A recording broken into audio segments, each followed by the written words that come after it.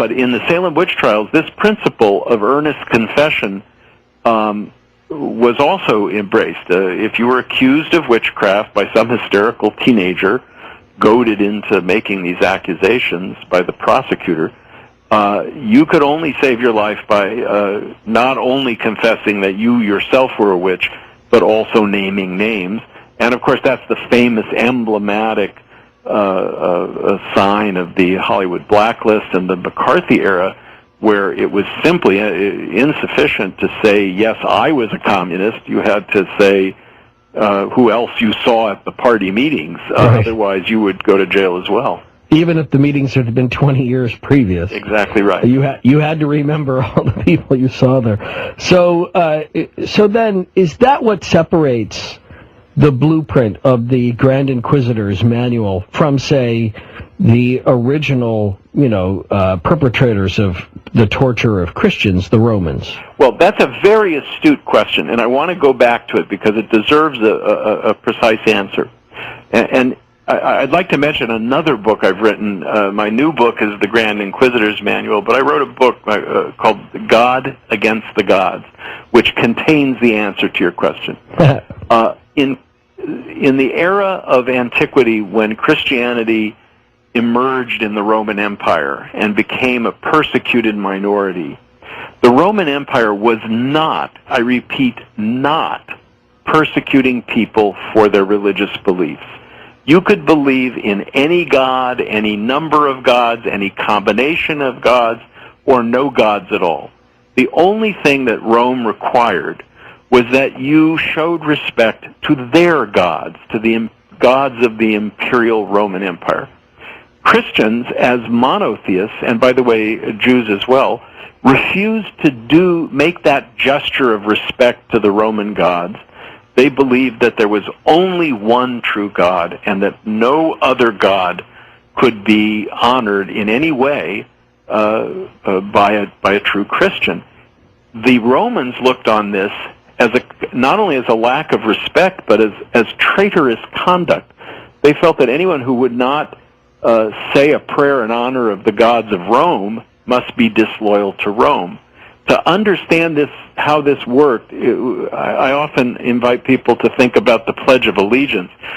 We stand up in our schools and at ball games and at public events. We recite the Pledge of Allegiance. We say the words "under God."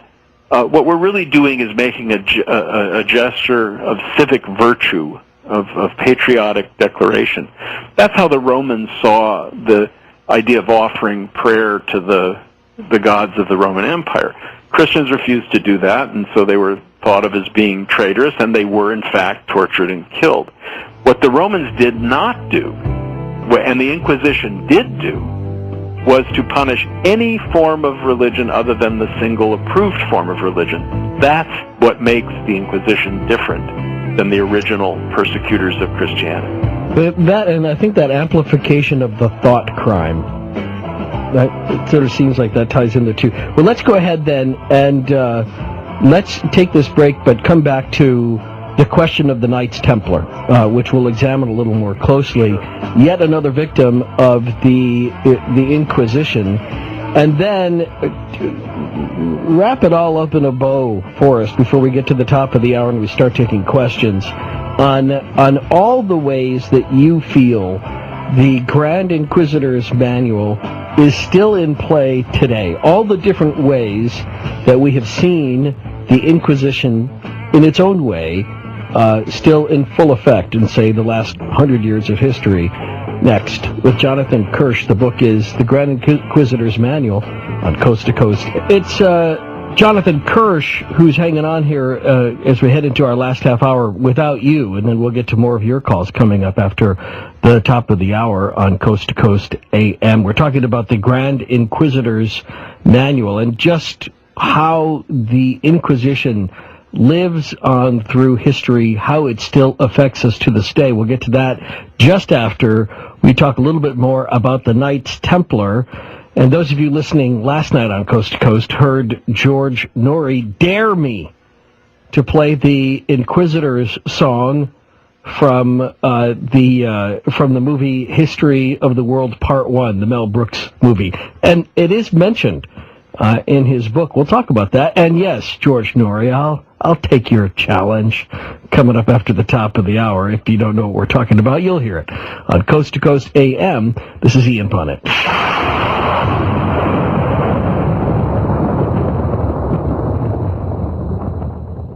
So let's pick it up with the Knights Templar, because that's such an interesting example of the big money grab of the Inquisition, where there truly was what we would call today a conflict of interest that rendered the verdict on the Knights Templar at least muddied, if not impure. Jonathan Kirsch wrote the book, The Grand Inquisitors Manual. So what about the Knights Templar, other than the fact that obviously they had overflowing coffers, what made them such a natural target of the Inquisition? Well, they were both politically powerful and, as you pointed out, extremely wealthy, and so they attracted the attention of monarchs really all over Europe, but especially the King of France, who coveted the money that was in the treasury of the Knights Templar, a great crusading order of the Catholic Church. Now, I use it in the story of the Templars in my book as an example of the danger that attends any religious authority which can be co-opted by a political authority. When church and state ally with each other, there's a very dangerous and powerful risk that their powers, their joint powers, will be abused. That's exactly what happened with the Knights Templar. King Philip of France in 1307 decided that he wanted the treasury of the Knights Templar, and he wanted to do away with the order because he felt that they were political rivals. So he prevailed upon the Pope in Rome to put the Inquisition at his disposal. He charged them with being heretics. He accused them of being devil worshippers, and just for good measure, of engaging in all kinds of aberrant sexual orgies, and launched a kind of a dragnet all over Europe. It was the only time the Inquisition set foot in England, because inquisitors were sent to England to investigate and arrest Knights Templar in England. And the order was literally, quite literally, exterminated, extinguished. Its treasury was seized by the King of France, not by the Church. And the members of the Knights Templar were put to torture and made to confess the most preposterous acts of sexual excess, and then burned at the stake.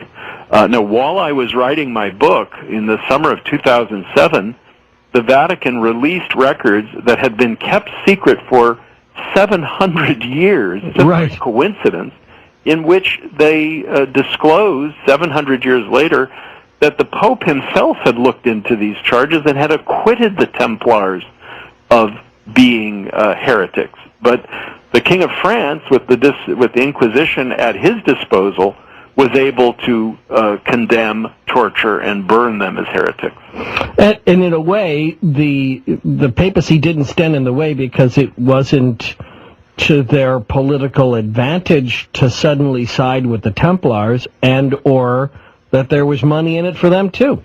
It's true, and this was a weak pope at a moment when the church was divided and imperiled. And so the Pope did not feel he could stand, that particular Pope, Pope Clement, did not feel that he could stand up to the King of France. Later, the Pope in Rome didn't feel he could stand up to the King and Queen of Spain. And this is precisely why a religious court with the power to put people to death and expropriate their wealth is such a dangerous phenomenon, because if a civil authority, a willful king or prince, decides to hijack that authority and put it to his own uses, then whatever defense you might make of this church, of this bureaucracy, it falls away. It's simply a